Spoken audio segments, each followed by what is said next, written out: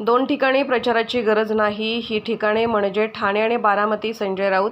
बाळासाहेब यांच्या ठाण्यावर बारीक लक्ष होते. संजय राऊत जेलमध्ये जाऊन आले, घाबरले नाही. हे खरे शिवसैनिक. दिघेसाहेब गेले नाहीत, आपल्यात आहेत ते बघतात. ते तुमच्या उरावर बसणार आहेत. नासके म्हसके आंब्यांना इथेच ठेवणार. राजन विचारे निवडून येणार.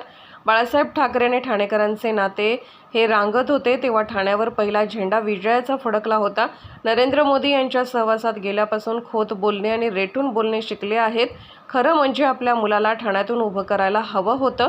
4 जून नंतर एकनाथ शिंदे ठाण्यातून पळून जातील तर मोदी नावाचं पार्सल हिमालयात जाणार. या देशाच्या बाबतीत भयंकर अपराध केले. ब्रिटिशांनी जेवढं लुटलं नसेल तेवढं यांनी लुटलं आणि दरोडेखोर कमी पडले म्हणून आमचे 40 आणि राष्ट्रवादीचे 40 जण घेतले. मुख्यमंत्री 2 दिवस पैसे वाटत फिरत आहेत. कोल्हापूरला शाहू महाराजांचा पराभव व्हावा म्हणून 100 कोटी घेऊन कोल्हापूरला बसले आहेत.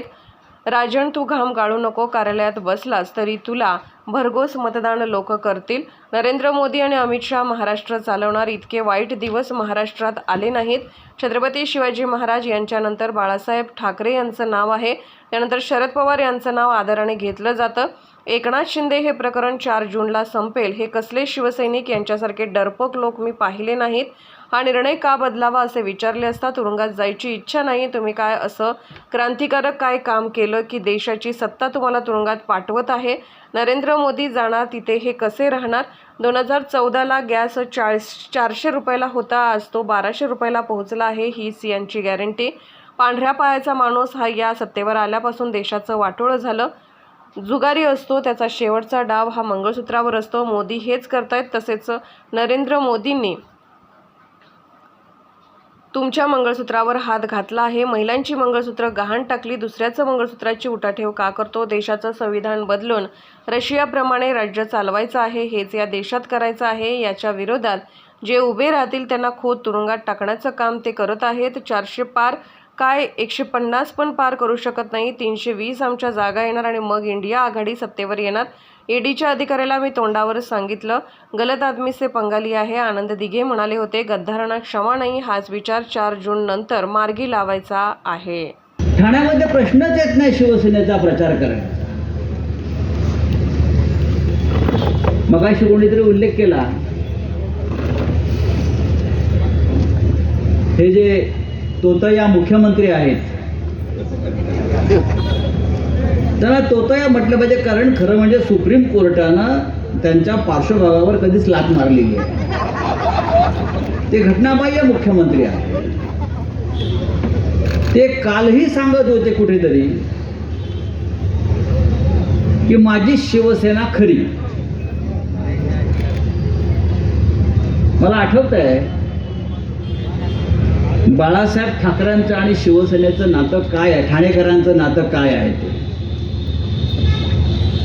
हे महाशय जेव्हा गोधडीमध्ये रांगत होते तेव्हा या ठाण्यावर शिवसेनेच्या पहिल्या विजयाचा झेंडा फडकला होता. जिथे जिथे चोरलेला धनुष्यबाण आहे त्या सर्व ठिकाणी मशालीचाच विजय होणार हे लक्षात. कुठेही जा, हा चोरीचा माल तुम्हाला पचणार नाही. हा हापापाचा माल तुम्हाला पचणार नाही. ही उद्धव ठाकरेंची गॅरंटी आहे. 4 जून नंतर हे एकनाथ शिंदे ठाण्यातून सुद्धा पळून जातील अशा प्रकारचा निकाल लागला. दरोडेखोर कमी पडले म्हणून आमच्यातले 40 जण घेतले, राष्ट्रवादीतले 40 जण घेतले. 80 झाले ना, 40-40.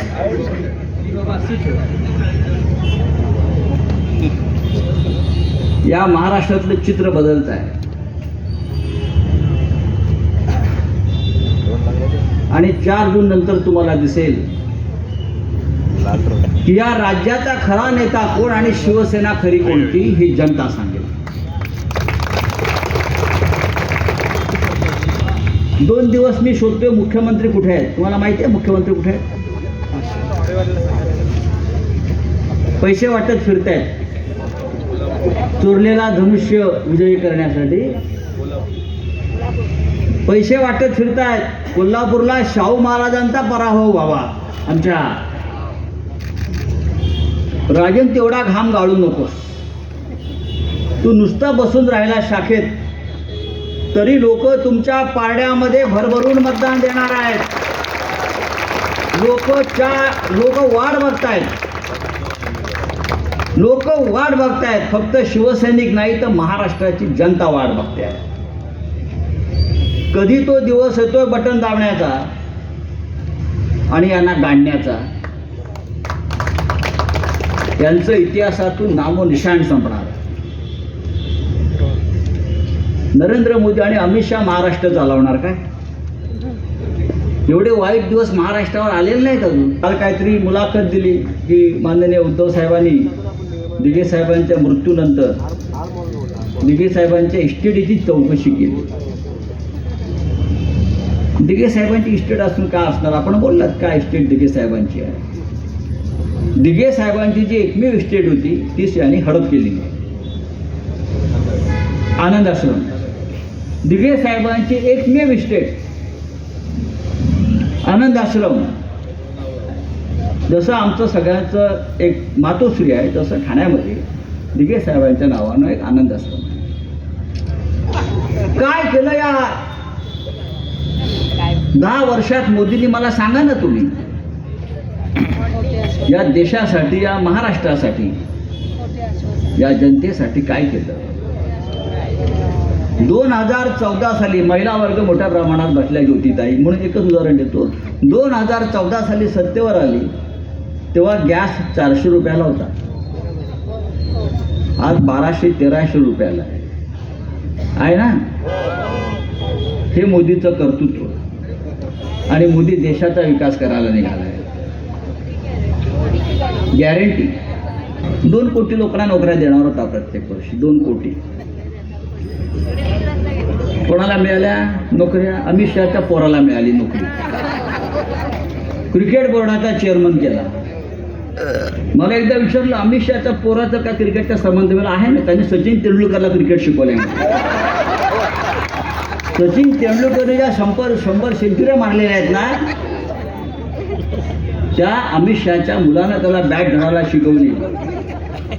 कारण जोपर्यंत बाळासाहेब ठाकरेंची शिवसेना आहे तोपर्यंत मुंबई लुटता येणार नाही, मुंबई तोडता येणार नाही. म्हणून शिवसेना तोडली, राष्ट्रवादी काँग्रेस तोडली, घरं तोडली. याला विकृती म्हणतात, त्याला संस्कृती म्हणत नाही. तसं नरेंद्र मोदींनी शेवटी तुमच्या मंगळसूत्राला हात घातला. खरं म्हणजे मोदीच्या 10 वर्षामध्ये लाखो महिलांची मंगळसूत्र गहाण पडली.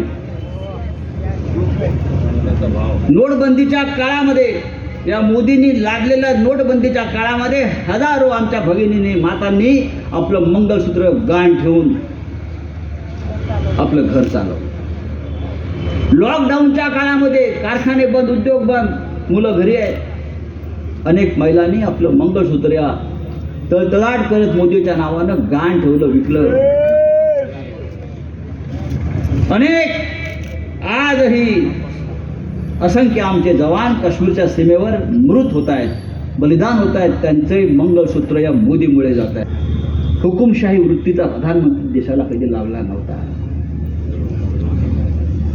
या देशामध्ये लोकशाही होती, लोकशाही आहे आणि लोकशाही राहील. 400 पार पाहिजे त्यांना आता संविधान बदलण्यासाठी. 400 पार. आता आमचे 400 लोक निवडून येणार. त्यांना देशाची घटना, देशाचं संविधान बदलून रशियाच्या पद्धतीनं, पुतीनच्या पद्धतीनं इथे राज्य करायचं आहे. रशियात काय होतं माहिती आहे ना? रशियामध्ये निवडणुका झाल्या. पुतीन निवडणुकीला उभा राहिला अध्यक्ष म्हणून. त्याच्या समोर कोणी उभा नाही. लोकांनी जायचं आणि फक्त पुतीनला मत द्यायचं. विरोधी पक्ष नाही, संसद नाही, एकटा पुतीन आहे.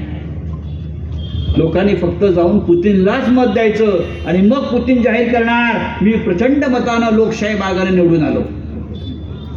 या देशामध्ये नरेंद्र मोदी, अमित शहाला हेच करायचं आहे. देशातलं चित्र असं आहे, सगळ्यांना मी सांगू इच्छितो. नरेंद्र मोदी आणि अमित शहा, मी मगाशी म्हणालो पळून जातील देश सोडून 4 जून नंतर. नरेंद्र मोदी हार रहा है, नरेंद्र मोदी पराभूत होतो आहे, भारतीय जनता पक्ष सत्तेवरून जातो आहे, हे मी तुम्हाला खात्रीनं सांगतो आहे. 400 पार काय 150 पार करून दाखवा अशी परिस्थिती आहे.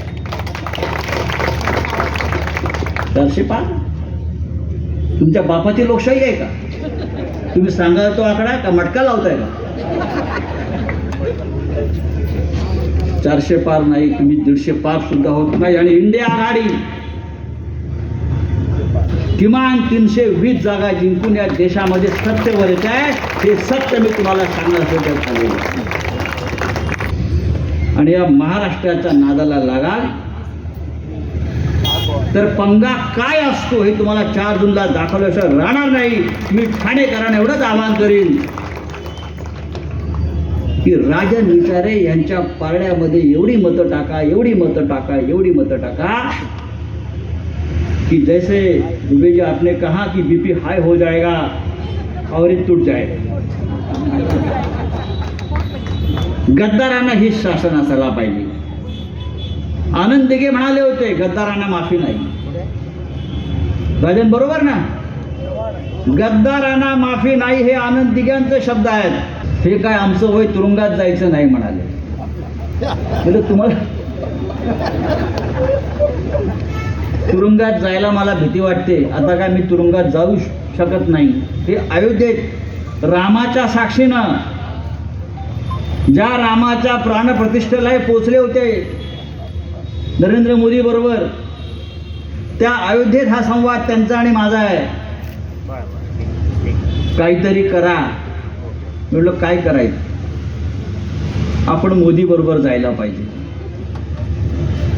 म्हणलं मोदी बरोबर कशाला जायला पाहिजे? आपण तुरुंगात कोण आणि का पाठवले? तुम्ही असं काय क्रांतिकारक काम केलं आहे राष्ट्रासाठी? भगतसिंगासारखं, सुखदेवसारखं, राजगुरूसारखं, सावरकरांसारखं असं काय केलंय तुम्ही भूमिगत कार्य असं की ज्याच्यामुळे तुम्हाला देशाची सत्ता ही तुरुंगात पाठवायला निघाली आहे? नाही, माझ्या मागे ईडी आणि सीबीआय लागलं आहे. म्हणजे ईडी सीबीआय असं उगाच लागत नाही कोणाच्या मागे. ईडी सीबीआय माझ्याही मागे लागले, पण त्यांना मला सोडावं लागलं शेवटी.